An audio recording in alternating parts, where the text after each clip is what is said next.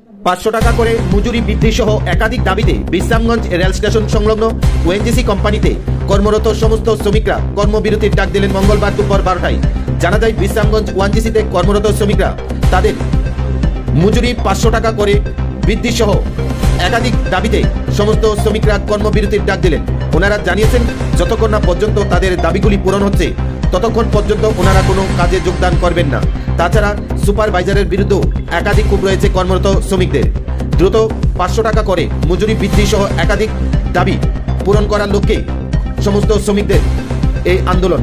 সংবাদ মাধ্যমে এ নিয়ে বিস্তারিত আলোচনা করেন আন্দোলনরত শ্রমিকরা। শ্রমিকের দাবি হলো পেমেন্ট হচ্ছে না।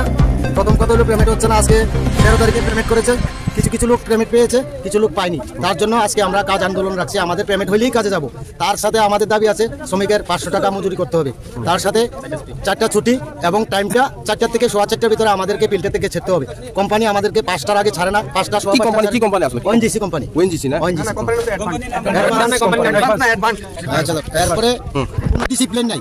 কোম্পানি আজকে এনে নেয় শ্রমিকদের, কালকে ওইখানে নেয়। আমরা যতদিন এই কোম্পানিতে কাজ করছি, আজকে প্রায় 8-10 বছর আগে থেকে কাজ করছি, আমরা এক জায়গাতে ফিক্স থাকতাম, এই লাইনে ডিউটি করতাম, তার উঠলে আরেক লাইনে যেতাম। এখন দেখা গেছে একটা গ্রুপে আগে ছিল 12 জন, 8 জন, 10 জন, এমন করে এবার প্রত্যেক গ্রুপে 2 জন করে, এক সুপারভাইজারের সাথে। এখন এই 2 জন থেকেও কোম্পানি আজকে এখান থেকে লোক লাগছে ওইখানে, একজন কেটে ওইখানে নিচ্ছে। তার জন্য আমরা সবাই আন্দোলন, আমাদেরকে যাকে যেখানে ফিক্স করেছে ওইখানেই ডিউটি করবো, যেখানে যাই পার্টি খেলে ওইখানে যাব। তার জন্য আমরা এই দাবিগুলোর জন্য আজকে কাজ বন্ধ রেখেছি। আমাদের পেমেন্ট এবং সিস্টেম সবকিছু ঠিক হলে আমরা প্রত্যেকদিন সঠিকভাবে ডিউটি করে যাব এবং এটা কোম্পানি চিন্তা করবে। এই দাবিগুলো পূরণ হলে আমরা কাজে যাব।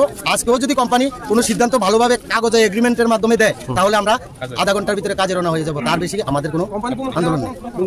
নমস্কার।